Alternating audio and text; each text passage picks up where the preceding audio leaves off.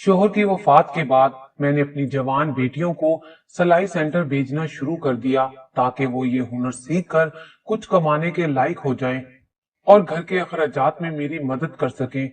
सिलाई सेंटर की वैन उन्हें ले भी जाती और वापस घर भी छूट जाती, मगर जब मेरी बेटियां वापस आती तो कहती, अम्मा हमारी कमर और पेट में बहुत दर्द हो रहा है। फिर वो अपने कमरे में जाकर सो जाती। एक दिन मैं सिलाई सेंटर गई तो मालूम हुआ मेरी बेटियां तो वहां आती ही नहीं हैं। अगले रोज मैं बड़ी बेटी की जगह निकाब ओढ़कर वैन में बैठ गई, मगर उस वक्त मेरे सर पर आसमान टूट पड़ा जब वैन वाले ने मेरी छोटी बेटी को, मेरा नाम ताहिरा है। माँ बाप के फोत होने के बाद मैं अपने इकलौते भाई के पास रहती थी, जो हमेशा भाभी की जुबान बोलता था। भाभी मुझे भाई के सामने मारती पीटती, तब भी वो कुछ नहीं कहता था। उसे लगता था कि ताहिरा की ही गलती होगी, वरना मेरी बीवी कहाँ कुछ गलत कर सकती है। और इसी बात में वो गलत पर गलत करती गई। जब मैं जवान हुई तो उनके घर का सारा काम मेरे जिम्मे था। भाभी तो सारा दिन फोन से कान लगाए पता नहीं किससे बातें करती रहती थी और मैं कड़ी धूप में काम करती रहती। कभी कभी तो मैं सिसक कर रो देती, क्योंकि जिंदगी बहुत अजियत देने लगी थी। भाई ने एक दो मर्तबा मेरी शादी की बात की, मगर भाभी हर बार टाल कर कह जाती कि अभी तो ताहिरा बच्ची है, ये घर संभाला नहीं जाता तो कहाँ शादी के बाद ससुराल को संभाल सकेगी। भाई इस बात पर सर हिलाते और खामोश हो जाते। उन्होंने मुझे कभी भी भाइयों वाला प्यार या मान नहीं दिया था। उन्हें तो भूल चुका था कि मेरी कोई बहन भी है और उसकी कुछ जिम्मेदारियां भी मुझ पर आयद हैं। एक दिन मुझसे किचन की सफाई करते वक्त दो शीशे के गिलास टूट गए। उस दिन उस औरत ने मुझे बहुत पीटा। अगले रोज उसने भाई के सामने इतना ड्रामा किया कि भाई ने मेरा रोता चेहरा भी ना देखा और मुझे डांट कर काम पर चले गए। मेरा पल पल यहाँ अजियत में गुजर रहा था। इस वाक्य को हफ्ता हो गया जब मैं सहन में बैठी गंदुम साफ कर रही थी। ऊपर से गर्मी भी बहुत ज्यादा थी, मगर भाभी का बताया काम मुझे हर हाल में ही करना था।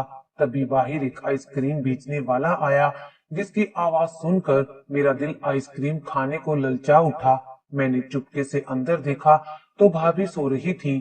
सो चुपचाप थोड़ी सी गंदुम एक बर्तन में डाली और उस गंदुम के बदले आइसक्रीम खरीद कर खा ली।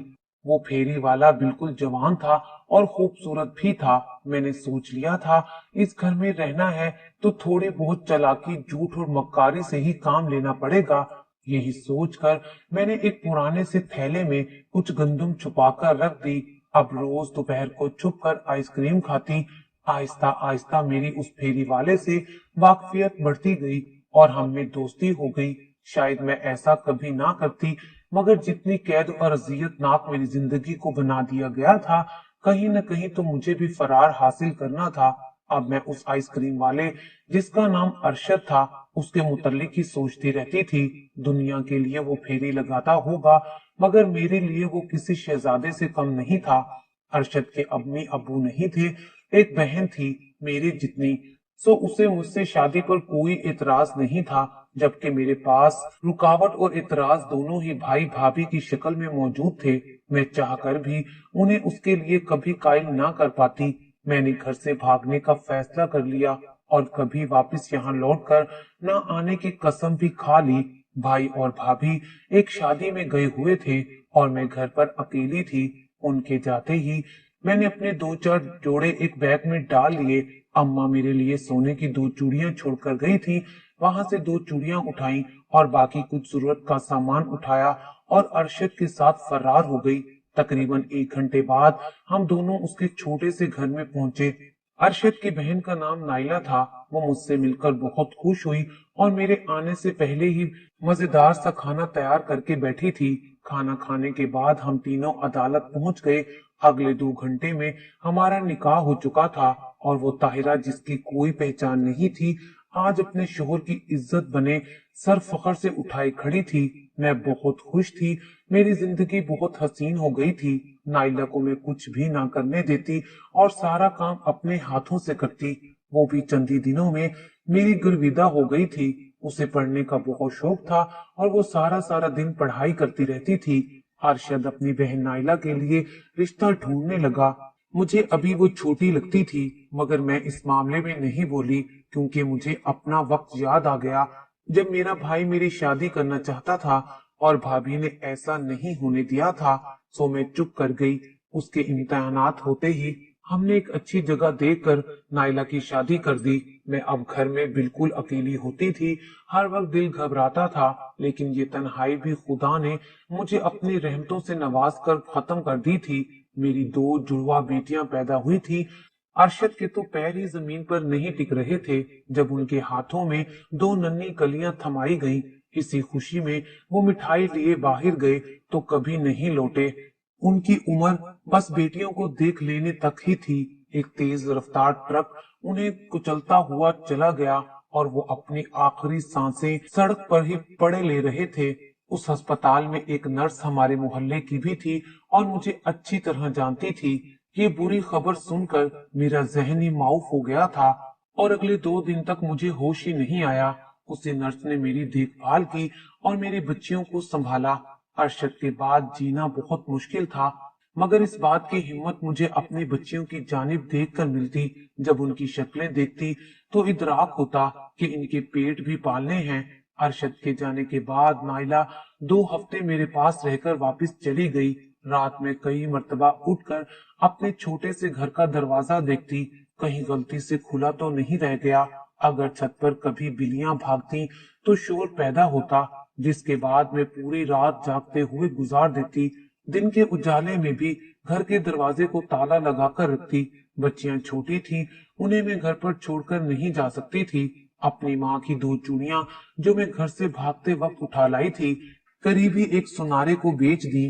वो चूड़ियां अच्छे वक्तों की बनी हुई थी, जिनका मुझे अच्छा खासा मुआवजा मिल गया, जो मेरे इस बुरे वक्त के लिए काफी था। घर में जरूरत का हर सामान तो मौजूद ही था, बस खाने पीने की फिक्र थी। सो मैं इन पैसों में से ही सारा खर्चा पूरा करती।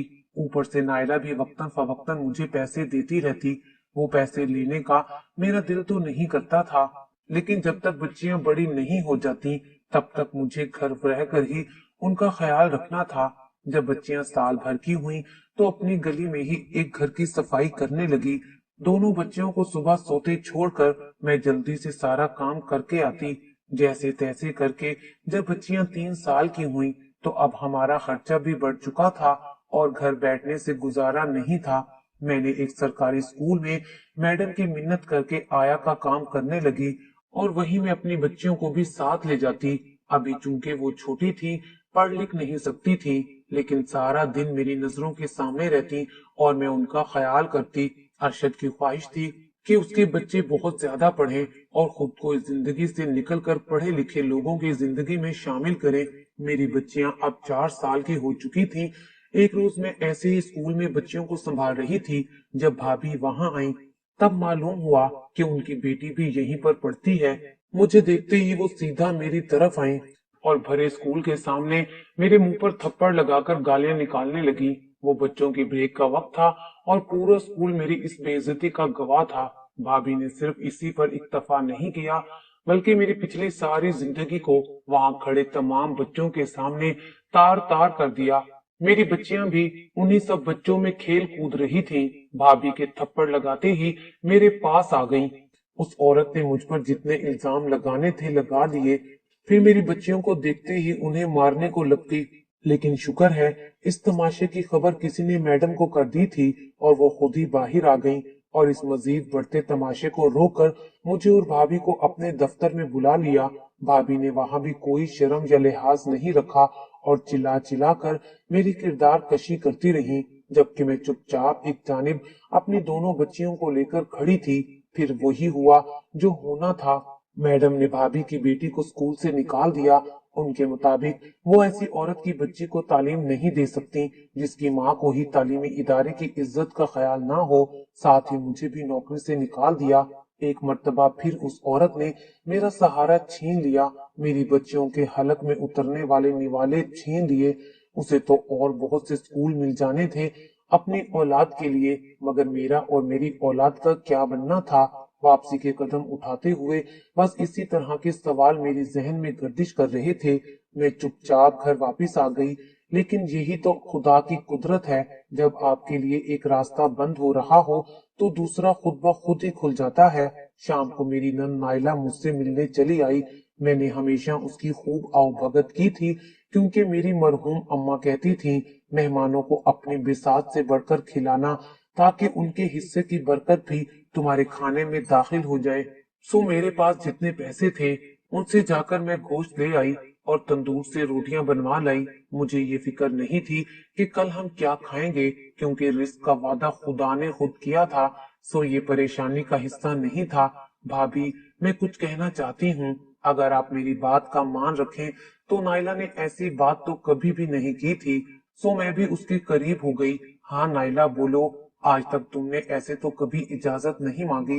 भाभी, आपको बुरा भी लग सकता है, यह यकीनन लगेगा, मगर आपकी हालत देखकर मुझसे रहा नहीं जाता। मैंने उसे साफ साफ बात करने का कहा कि बिला वजह पहेलियां मत बुझवाओ, जो कहना चाहती हो वो कहो। जिस पर वो धीरे से बोली, भाभी, आप शादी कर लें, मेरी नजर में रिश्ता है। नायला की इस बात पर मैं जहां थी वहीं साकित हो गई।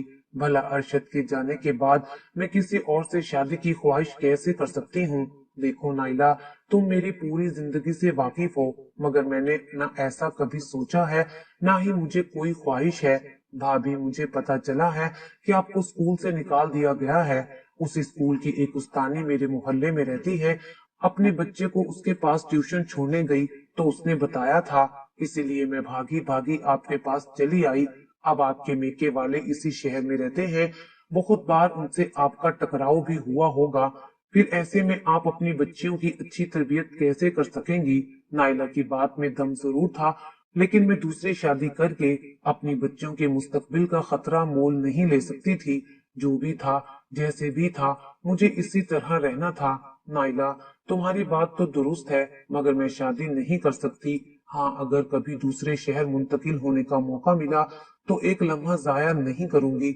मेरी बात पर वो चुप हो गई और घर वापस चली गई। लेकिन अगली सुबह चमकती हुई दोबारा से वो मुझे मिलने आ गई और बोली, देखें भाभी, जब इंसान उजले दिल से कुछ करने का अहद कर लेता है तो कुदरत उसके लिए खुद रास्ते बनाती है।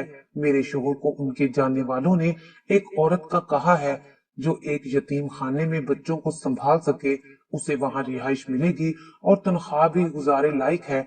मगर सबसे अच्छी बात यह है कि नौकरी दूसरे शहर में है। अब एक दफा वहां चली गई तो देखिएगा मजीद राहें भी खुल जाएंगी। मैंने रब का शुक्र अदा किया और अगले ही रोज हम दूसरे शहर में थे। अब तो बच्चियों का मसला भी नहीं था और मुझे इस नौकरी का तजुर्बा भी था। मैंने यतीम खाने में नौकरी करना शुरू कर दी। मेरे हिस्से में छोटे छोटे बच्चे आए थे जिनकी देखभाल बड़ी तवज्जो से करनी थी। इदारे वाले मेरे काम से बहुत खुश थे। यतीम खाने में रिहाइश भी फ्री थी और तनख्वाह भी थी। सिर्फ खाने का खर्चा था, वो भी भला हम कितना कर लेते हैं आखिर।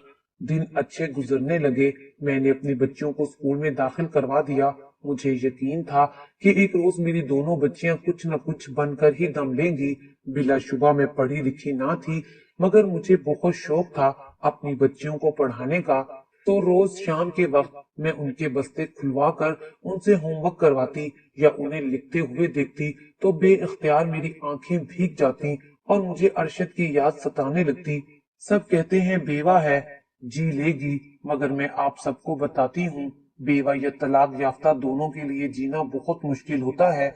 वो हर रोज पल पल मरती हैं और पल पल जीती हैं। बात बात पर उन्हें अपने माजी का कोई न कोई किस्सा, ये जुमला याद आता है।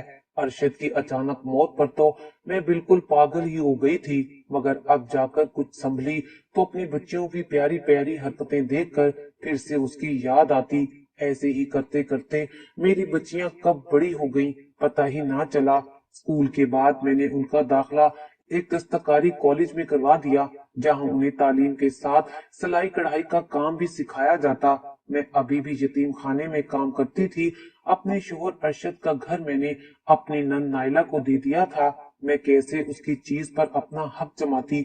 उसके शोहर ने कारोबार करना था, सो उसे भी जरूरत थी। मेरी बच्चियां तो बड़ी हो गईं, मगर मेरी तनख्वाह सिर्फ चंद सौ रुपए के बढ़ने के बाद वहीं के वहीं थी। साथ ही अखराजात और महंगाई ने भी नाक पर दम कर रखा था।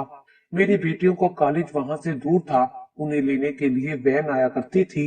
वैन की सबसे अच्छी बात ये थी कि ड्राइवर एक औरत थी जो बच्चियों को घर से ले जाती और घर ही आकर उतारती। किराया भी उस औरत का बेहद मुनासिब था। मेरी बच्चियों ने दस्तकारी कॉलेज जाने के बाद कभी मुझसे पैसे नहीं मांगे थे।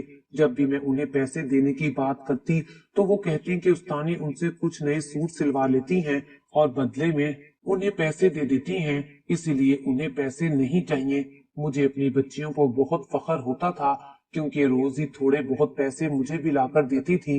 वो पढ़ाई के साथ साथ सिलाई का काम भी सीख चुकी थी, मगर रोजाना घर वापसी पर उनकी कमर और टांगों में बहुत दर्द होता था और वो आते ही सो जाती थी। पहले चंद दिन तो मैंने थकावट समझकर नजरअंदाज किया, लेकिन ये तो रोज का मामूल बन गया था। अब मुझे भी हैरत होने लगी थी कि भला ऐसी कौन सी थकावट है जो उतरने का नाम ही नहीं ले रही। मेरी बेटियां पहले जो थोड़ा बहुत काम कर लेती थीं, अब तो वो बिल्कुल ही खत्म हो गई थीं। छुट्टी वाले दिन भी वो सारा दिन बेहोशी की हालत में नींद पूरी करती रहती।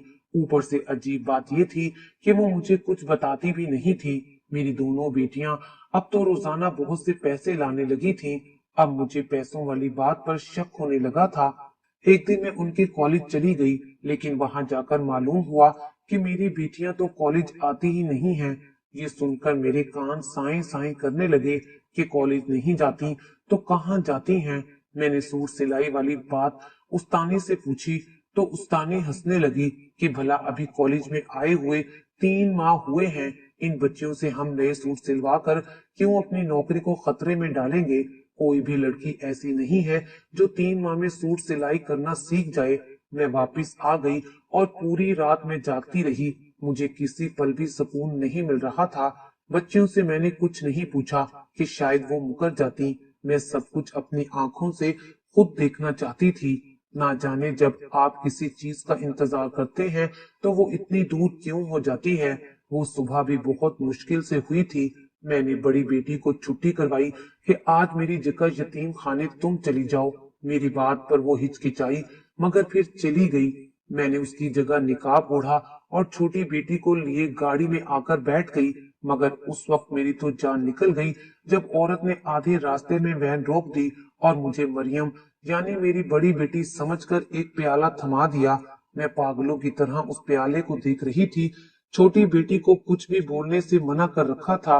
वो इस तरह भी हालत में बार बार उंगलियां मरोड़ रही थी। वो ड्राइवर औरत बोली, जाओ मरियम, अपना काम शुरू करो और हाँ, कोशिश करना कि आज ज्यादा भीख लेकर आना, मैं तुम्हारे पैसे भी बढ़ा दूंगी। बस ये बात ताबूत में आखिरी कील साबित हुई। मैंने फौरन से निकाब पलट दिया। मुझे देखकर वो औरत तकरीबन अपनी जगह से उछल ही पड़ी। मेरे पास नोकिया का छोटा मोबाइल था, जिसे देखते ही मैंने कहा, मुझे सच सच बता दो वरना मैं अभी पुलिस को फोन कर दूंगी, और अगर मैं ना भी कर सकी तो मेरी बड़ी बेटी घर में मौजूद है, वो फोन कर देगी, इसलिए हमें बगैर कोई नुकसान पहुंचाए सब हकीकत बता दो। मेरी बात पर वो चंद हमें बेचैनी से अपने लब काटती रही मगर नहीं बोली। तभी मेरी छोटी बेटी बोल उठी, अम्मी, ये औरत हमें डराती है, हमें मारती है और कहती है अगर हमने इसके लिए भीख ना मांगी तो वो गुंडों को भेजकर आपको मरवा देगी, और यही हमें रोज थोड़े से पैसे भी देती है। हम दोनों को रोजाना मुख्तलिफ सिग्नल पर उतारती है और हम पूरा दिन इसके लिए भीख मांगते हैं। वापसी के टाइम पर ये हमें घर छोड़ देती है। सारा दिन सड़क पर भीख मांग मांग कर हमारी कमर और टांगों में दर्द हो जाता है और थकावट भी बहुत हो जाती है। छोटी बेटी की बात सुनकर मुझ में सकत ही खत्म हो गई कि मैं कुछ कर सकूं, लेकिन शुक्र उसी लम्हे मैंने पुलिस को फोन किया, मगर तब तक वो मेरे बाल बुरी तरह नोच चुकी थी। दूसरी जानिब से पुलिस ने भी फोन उठाया तो छोटी बेटी ने उन्हें तमाम सूरत हाल बता दी। उस औरत ने जल्दी से हम माँ बेटी को गाड़ी से बाहर धक्का देकर निकाला और गाड़ी वहां से भगाकर ले गई। पुलिस पहुंची तो हमने उसकी गाड़ी का नंबर और हुलिया बता दिया और फिर शाम तक वो औरत सलाखों के पीछे थी। घर आकर मैं दोनों बेटियों से बहुत ज्यादा खफा हुई और उन्हें बुरी तरह डांटा कि माँ अगर अनपढ़ जाहिल है तो क्या उसे अपनी बेटियों की हरकतों के बारे में कुछ मालूम नहीं होगा। तुम दोनों पढ़ी लिखी होने के बावजूद उस औरत से डरकर भीख मांगती रही। वो काम जो तुम्हारी माँ ने अपनी जिंदगी में नहीं किया, वो तुम दोनों ने करते हुए एक पल भी ना सोचा कि जब मुझे मालूम होगा तो मुझ पर क्या गुजरेगी। मेरी बातों पर दोनों बेटियां ही रो पड़ी थीं। उन्हें देखकर बार बार मेरा दिल दुख रहा था, मगर मुझे सख्ती से उनकी हौसला शिकनी करनी थी। आज उन्होंने ये कदम उठाया है तो कल ना जाने क्या क्या कर सकती हैं। जब मैं डांट कर थक गई तो वो दोनों मेरे पास आ गई और बड़ी बेटी कहने लगी, अम्मी हम पढ़ी लिखी हैं, बाशऊर हैं, लेकिन हमारे घर के हालात भी तो हमारे सामने हैं। ताहम पूरा पूरा दिन आपको बच्चों को संभालते, उनका गम साफ करते हुए देखती हैं, जिससे हमारा दिल कट कर रह जाता है। ये सब कुछ हमने इसीलिए किया कि घर के अखराजात कुछ पूरे हो जाएंगे, शायद हम आपका कुछ बोझ बांट सकेंगी। मगर हमें माफ कर दे अम्मी, हम गलत थे, हमने आपका एतबार तोड़ा है, हमें माफ कर दे। हम वादा करते हैं कि अब्बू का ख्वाब जरूर पूरा करेंगी और बहुत ज्यादा पढ़ेंगी, और आइंदा आपको हमारी तरफ से कोई शिकायत नहीं मिलेगी। वो दिन और आज का दिन मेरी बच्चियों ने बहुत मेहनत की, और ये सच है कि खुदा मेहनत का सिला जरूर देता है। आज मेरी दोनों बेटियां ही कामयाब डॉक्टर हैं और गरीब बच्चों के लिए एक दस्तकारी स्कूल भी चला रही हैं।